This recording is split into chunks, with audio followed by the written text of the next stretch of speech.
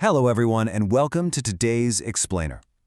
If you've ever spent time working in those frustrating, muddy weeds of manual network chaos, writing custom, low-level code just to get two separate machines to whisper to each other, well, you know exactly how painful that can be. It's a headache. So today, we're going to untangle gRPC stubs together. We'll see exactly how they take a tangled web of low-level communication and transform it into something as simple as, well, clicking a button on your TV remote. Okay, let's dive right in. Here's how this explainer is going to unfold today. We'll start with the manual network problem, introduce our magic remote analogy, look at the blueprint and factory that actually build it, compare sync versus async stubs, and finally wrap up with abstracting the network layer. So, Section 1, the manual network problem. Basically drowning in low-level code.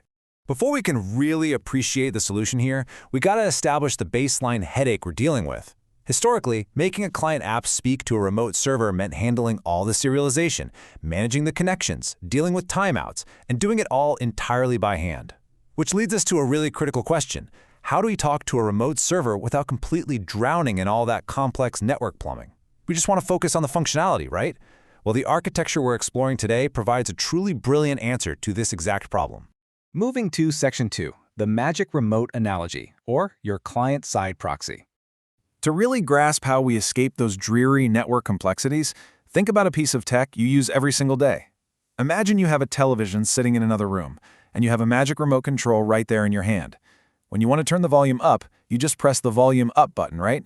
You don't need to know how the infrared signal is sent, how it bounces down the hallway, or how the TV's internal circuitry physically amplifies the audio. You literally just press a button.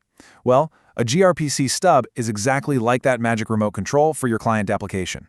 It's a client-side object that acts as a proxy, providing the exact same methods as the remote server itself.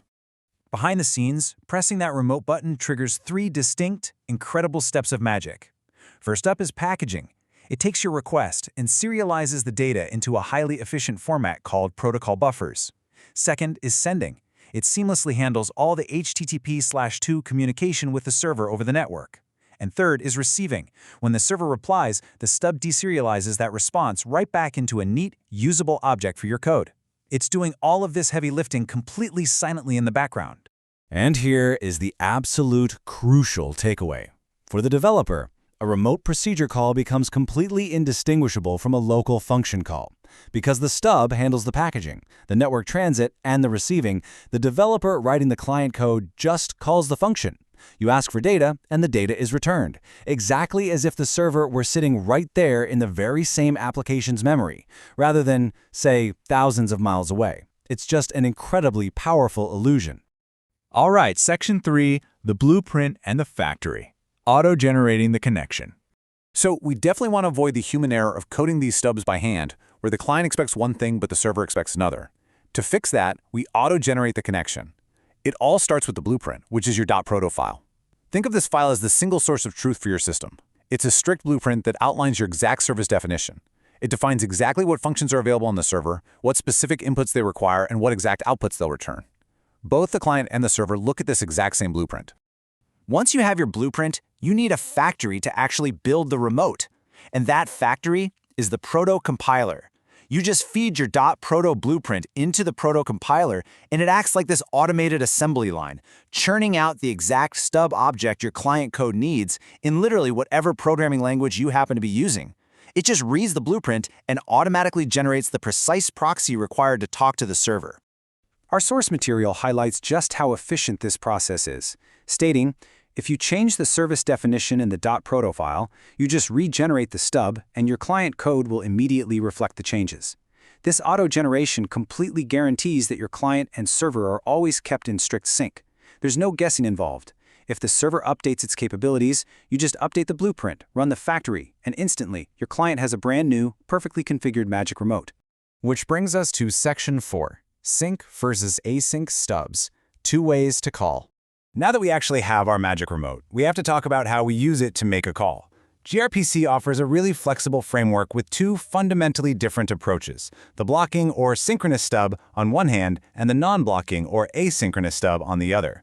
These represent the two different ways your client application can choose to wait, or as we'll see, not wait, for a response from the remote server. Using some everyday analogies breaks this down perfectly.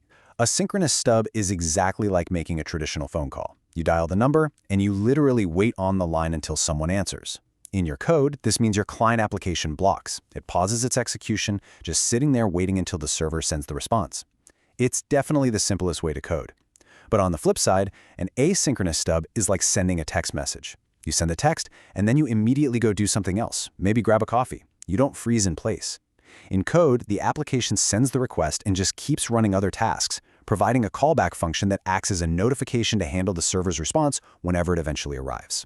Because of that non-blocking nature, asynchronous stubs are the absolute go-to choice for highly responsive apps, particularly user interfaces. Think about it. If an app with a graphical interface used a blocking synchronous stub to fetch a massive file, the entire app would just freeze. Buttons wouldn't click, the screen wouldn't update until that file arrived. By using a non-blocking asynchronous stub, the app stays incredibly responsive to the user, while all that gRPC magic just happens quietly in the background. And that brings us to Section 5, abstracting the network layer. Let's cover our final takeaways. To really summarize the sheer amount of work this lifts off your shoulders, a gRPC stub is a client-side proxy that creates a flawless illusion of local function calls for your remote services. It's never written by hand. It is safety auto-generated from your .proto blueprint for perfect synchronization. It entirely swallows all those low-level details of protocol buffer serialization and HTTP/2 network transport. And it bends to your application's architecture by offering both synchronous and asynchronous options. It truly is the ultimate abstraction tool. Which leaves us with this final, really exciting thought. If gRPC stubs can take one of the most historically complex parts of software engineering, network communication, and just elegantly abstract it away so it looks like a simple local function call, what other manual coding tasks are right for this level of abstraction?